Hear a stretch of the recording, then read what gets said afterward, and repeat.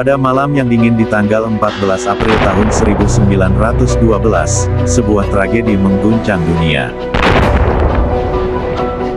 RMS Titanic, kapal terbesar dan termegah di zamannya, menabrak gunung es dan tenggelam di Samudra Atlantik. Lebih dari 1.500 nyawa hilang. Dunia percaya ini adalah kecelakaan, sebuah bencana alam di tengah lautan luas.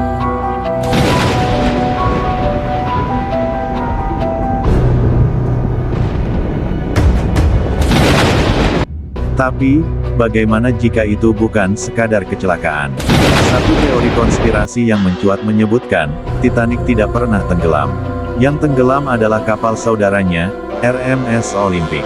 Olympic adalah kapal kembar Titanic, dibangun oleh perusahaan yang sama, White Star Line. Olympic mengalami kerusakan parah dalam tabrakan sebelum Titanic diluncurkan, dan diduga tidak akan bisa diasuransikan penuh.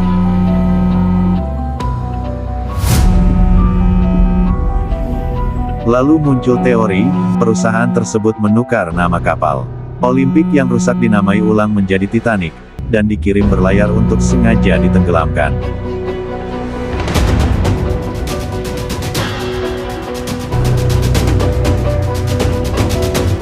Tujuannya, mengklaim uang asuransi. Kok bisa? Orang-orang mencatat beberapa keanehan. Desain interior yang sedikit berbeda dari foto Titanic. Jendela yang tidak cocok dengan rencana asli.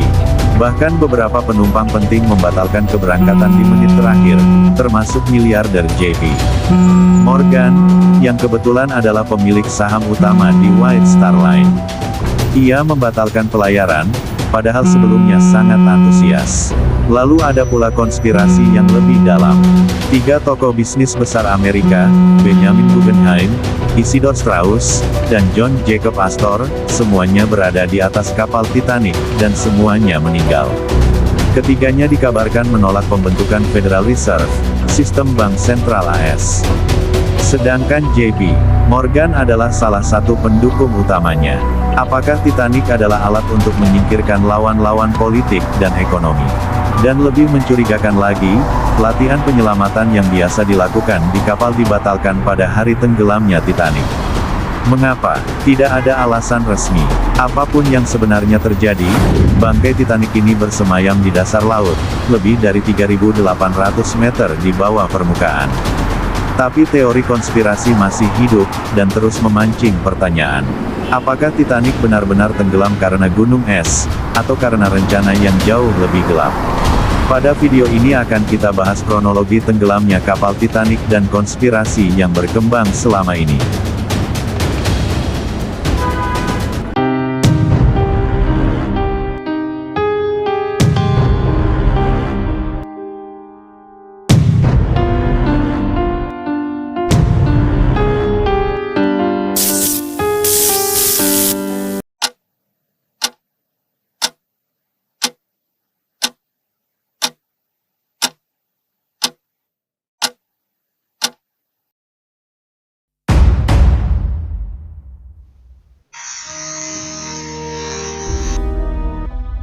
Dibangun di Belfast, Irlandia, Kerajaan Bersatu, RMS Titanic adalah kapal kedua dari 3 kapal samudra kelas Olympic. Sisanya adalah RMS Olympic dan HMHS Britannic, aslinya bernama Gigantic. Ketiganya adalah kapal terbesar dalam armada perusahaan perkapalan Britania White Star Line, yang terdiri dari 29 kapal uap dan tender pada tahun 1912.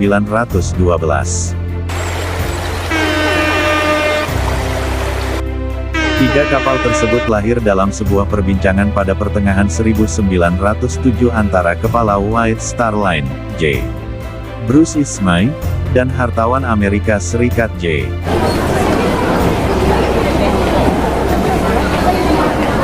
Pierpont Morgan, yang mengendalikan perusahaan induk White Star Line, International Mercantile Marine Co.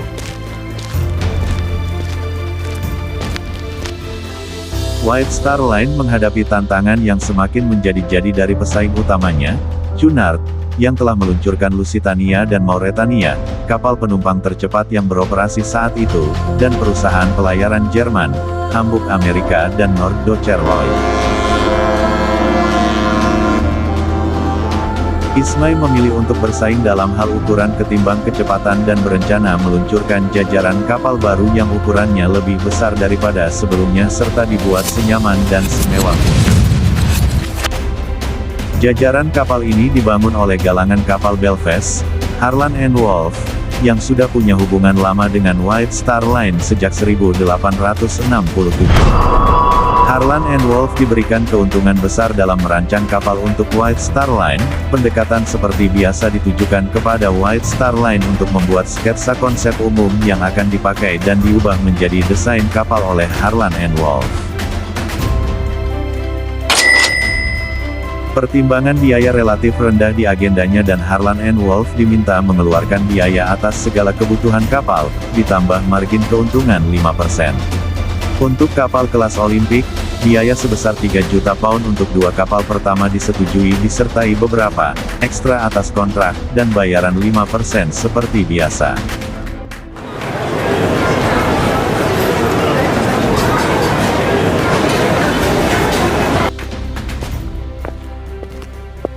Harland & Wolff menempatkan para desainer utamanya dalam perancangan kapal kelas Olimpik. Perancangan ini diawasi oleh Lord Pirrie, Direktur Harland & Wolff dan White Star Line, arsitek laut Thomas Andrews, Direktur Pelaksana Departemen Desain Harland & Wolff, Edward Wilding, Wakil Andrews dan bertanggung jawab atas penghitungan desain kapal, keseimbangan dan kerapiannya, dan Alexander Carlyle, Kepala Juru Gambar Kapal dan Manajer Umum. Tugas Carlyle adalah dekorasi, perlengkapan dan semua pengaturan umum, termasuk penerapan desain dewi-dewi Sekoci yang efisien.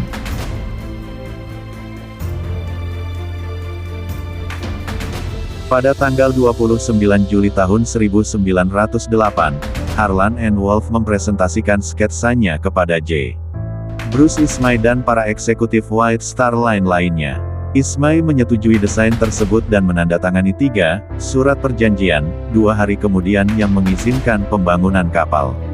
Saat itu, kapal pertama tersebut, yang kelak menjadi Olimpik, belum mempunyai nama, tetapi hanya ditandai sebagai Number 400, karena kapal ini adalah kapal ke-400 yang dibangun Harland & Wolff.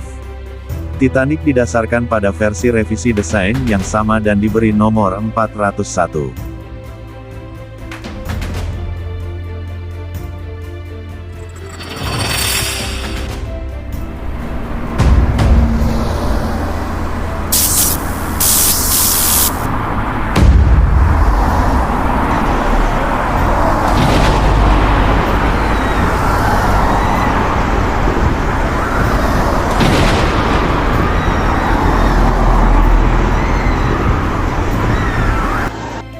RMS Titanic adalah sebuah kapal penumpang Super Britania Raya yang tenggelam di Samudra Atlantik Utara pada tanggal 15 April tahun 1912 setelah menabrak sebuah gunung es pada pelayaran perdananya dari Southampton, Inggris ke New York City.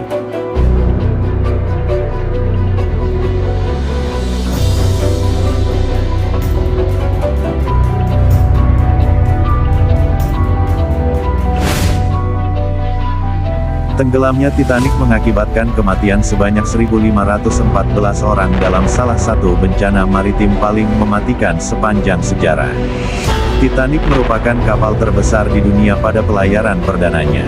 Satu dari 3 kapal samudra kelas Olimpik dioperasikan oleh White Star Line. Kapal ini dibangun pada 1909 sampai 1911 oleh galangan kapal Harland & Wolff di Belfast. Kapal ini sanggup mengangkut 2.224 penumpang.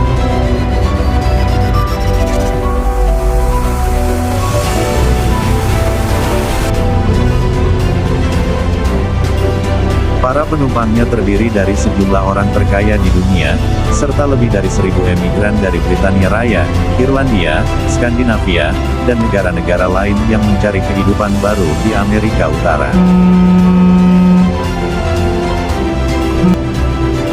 Kapal ini dirancang senyaman dan semewah mungkin, dengan dilengkapi gimnasium, kolam renang, perpustakaan, restoran kelas atas dan kabin mewah. Kapal ini juga memiliki telegraf nirkabel mutakhir yang dioperasikan untuk keperluan penumpang dan operasional kapal.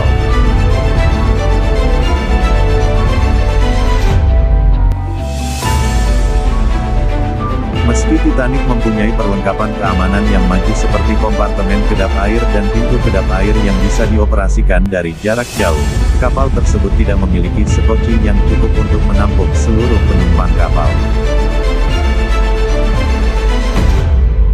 Karena regulasi keamanan laut yang sudah kuno, Titanic hanya mengangkut sekoci yang hanya mampu menampung 1.178 penumpang, sepertiga dari total penumpang dan awak kapalnya.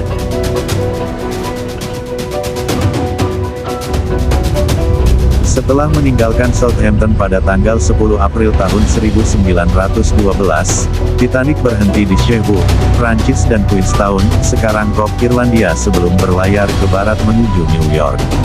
Pada tanggal 14 April tahun 1912, 4 hari pasca pelayaran, tepatnya 375 mil di selatan Newfoundland, kapal menabrak sebuah gunung es pukul 23.40 waktu kapal UTC-3.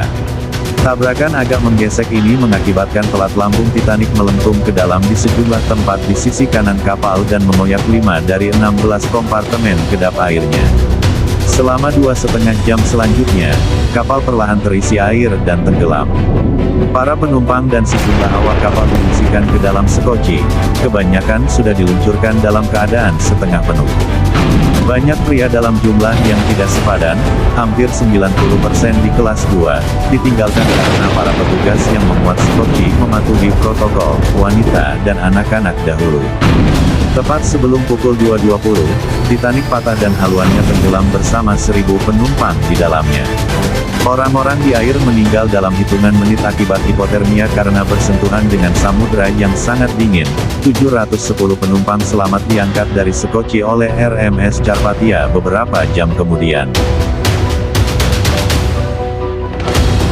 Musibah ini ditanggapi dengan keterkejutan dan kemarahan dunia atas jumlah korban yang besar dan kegagalan regulasi dan operasi yang terjadi serta sekoci dan alat kelengkapan penyelamatan lainnya yang tidak memadai. Penyelidikan publik di Britania dan Amerika Serikat mendorong perbaikan besar-besaran keselamatan laut. Salah satu warisan terpenting dari bencana ini adalah penetapan Konvensi Internasional untuk Keselamatan Penumpang di Laut (SOLAS), yang masih mengatur keselamatan laut sampai sekarang. Banyak korban selamat kehilangan seluruh kekayaan dan harta benda mereka dan menjadi miskin. Banyak keluarga, terutama keluarga awak kapal dari Southampton, kehilangan sumber nafkah utamanya. Mereka semua dibantu oleh banjirnya simpati dan sumbangan amal dari masyarakat. Beberapa pria yang selamat, terutama kepala White Star Line, J. Bruce Ismay, dicela sebagai pengecut karena meninggalkan kapal ketika penumpang lain masih di atasnya, dan mereka diasingkan oleh publik.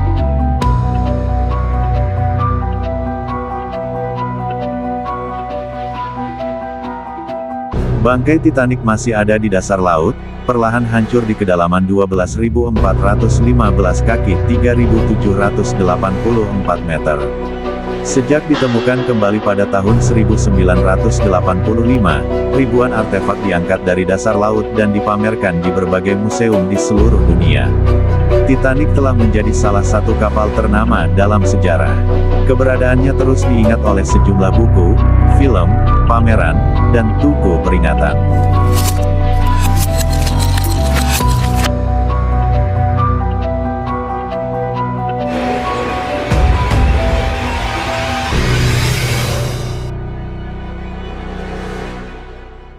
Beberapa teori menyatakan tenggelamnya Titanic pada 1912 adalah sebuah kutukan. Sedangkan, asumsi lainnya berpikir bahwa tenggelamnya Titanic merupakan rencana pembunuhan.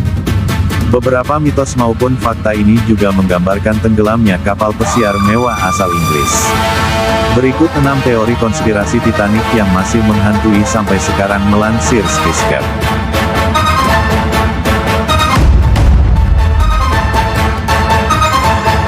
Meski Perang Dunia I belum dimulai, muncul teori konspirasi yang mengatakan bahwa U-boat Jerman mentorpedo kapal Inggris. Beberapa orang yang selamat dari kecelakaan Titanic melaporkan melihat kapal selam yang menginstal bermil-mil jauhnya. Menurut kolumnis Huffington Post, kapal selam Jerman sengaja menargetkan kapal-kapal mewah. Jerman berhasil membuat insiden ini seolah-olah seperti kecelakaan.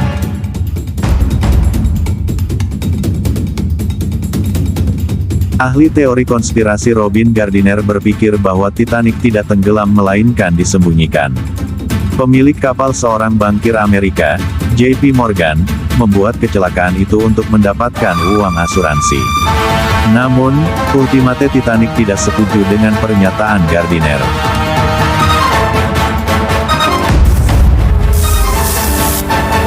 Robert Eisenhey, seorang insinyur Universitas Negeri Ohio, berpendapat bahwa tumpukan batu bara bisa saja terbakar sehingga ditambahkan ke tungku untuk mengurangi bahaya kebakaran. Dengan begitu kapal Titanic melaju tidak terkendali hingga menabrak gunung es. Bahkan sebelum berangkat, diketahui salah satu bunker kapal Titanic sudah terbakar.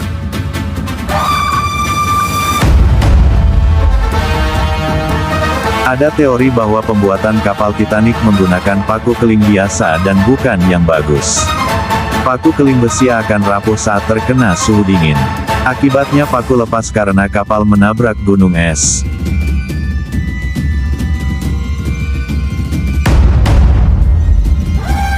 Tenggelamnya kapal Titanic dikaitkan dengan rencana pembunuhan JP Morgan kepada John Jacob Astor, Benjamin Guggenheim, dan Isidor Straus.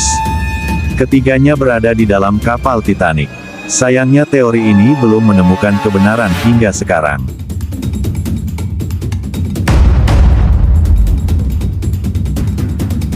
Sebuah teori mengatakan bahwa kapal Titanic tenggelam karena membawa mumi terkutuk. Kabarnya mumi itu adalah putri Mesir yang telah menghancurkan kapal Inggris pada tahun 1900-an.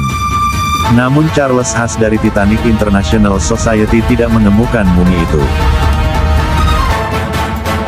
Demikian 6 teori konspirasi Titanic yang masih menghantui sampai sekarang. Menurut kalian teori mana yang sesuai atas kejadian tenggelamnya kapal Titanic? Tulis pendapat kalian di kolom komentar.